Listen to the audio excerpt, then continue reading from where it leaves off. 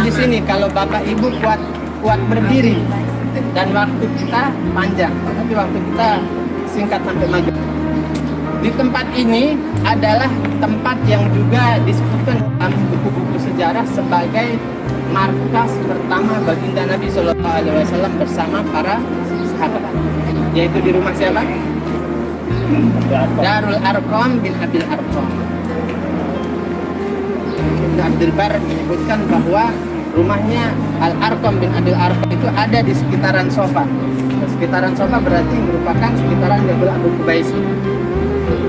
Ada pertanyaan, kenapa Rasulullah Shallallahu Alaihi Wasallam justru memilih rumahnya Al Arqam bin Abil Arqam sebagai markas beliau? Tidak kemudian rumahnya Abu Bakar, seorang tokoh, tidak rumah Abdurrahman bin Auf, seorang tajir. Kalau Umar bin Khattab kan belum masuk Islam, bahkan dia nanti masuk Islamnya di rumah ini, di rumahnya Al Arqam bin Abil Arqam. Pertanyaan, kenapa rumah Al Arqam bin Abil Arqam yang dipilih oleh Sallallahu Alaihi Wasallam? Apa keistimewaannya? Para ulama sejarah, ulama sirah nabawiyah yang melakukan penelitian terhadap rasionalisasi strategi Nabi Sallallahu Alaihi Wasallam ini mengungkapkan setidaknya ada 3 alasan. Nanti kemudian kita tahu betapa cerdasnya, betapa strategiknya Nabi kita Nabi Muhammad Sallallahu Alaihi Wasallam.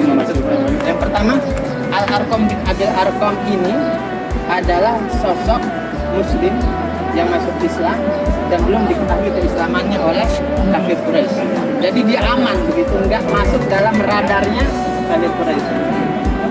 Jadi Al Arqam bin Abil Arqam ini tidak disangka bahwa dia adalah seorang Muslim, dan dia kata para ulama adalah as-sabiqus sab'ah, orang yang ke-7 masuk Islam.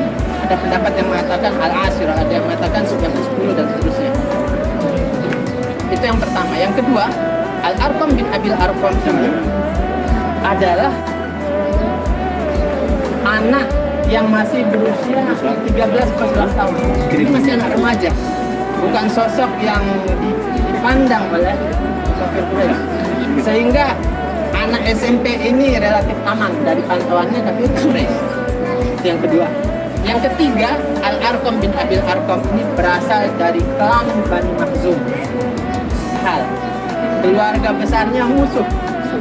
Jadi ukurannya ini anak yang lahir dari keluarga yang musuh Islam itu tidak menyangka di situ Rasulullah Sallallahu Alaihi Wasallam akan tinggal. Di situ Rasulullah tidak disangka di situ Rasulullah Sallallahu Alaihi Wasallam mengembangkan dakwah. Dan disitulah Umar bin Khattab masuk Islam. Dan di dalam sejarah disebutkan Umar bin Khattab mengatakan, aku tidak tahu itu rumah siapa. Jadi sampai Umar bin Khattab yang kebiasaan beliau kesana kemari mengontrol begitu nggak tahu itu rumah siapa. Jadi ini makna yang bisa kita ambil dari kehidupan Nabi Shallallahu Alaihi Wasallam, bahwa di dalam kehidupan Nabi kita, Nabi besar Muhammad Shallallahu Alaihi Wasallam, beliau senantiasa memadukan antara petunjuk wahyu dengan rasionalisasi yang manusiawi, hitungan, taktik, strategi, perhitungan dan seterusnya. Dan inilah yang diajarkan kepada kita, inilah yang diwariskan kepada kita. Dalam setiap kehidupan kita, Bapak Ibu sekalian, antara kedekatan kita dengan Allah Subhanahu wa Ta'ala dan usaha manusiawi kita harus tidak hanya kita bertawakal kepada Allah Subhanahu wa Ta'ala lalu kita tidak mencari, tidak hanya kita mengandalkan kemampuan intelektual kita lalu kita putus Allah Subhanahu wa Ta'ala, enggak. Ya, Rasulullah Shallallahu Alaihi Wasallam beliau orang yang disokong oleh wahyu, tapi juga menggunakan strategi yang manusiawi. Jabal Abu Qubais ini saat ini bentuknya seperti ini. Di atasnya berdiri tegak istana raja. Istana ini disebut dengan Qasrus Sofa. Jadi kalau di Google istana Sofa maka akan keluar. Ini namanya istana As-Sofa karena dia berdiri tegak di atas bukit Sofa. Nah, di sinilah tamu-tamu raja diberikan jamuan. Begitu juga imam-imam yang mengimami kita sholat di Masjidil Haram. Jadi mereka datang dari rumah mereka, masuk mobilnya ke istana ini, lalu nanti mereka dikawal dari pintu bawah. Di bawah kita ini ada pintu yang kemudian menyambungkan mereka sejauh jalan yang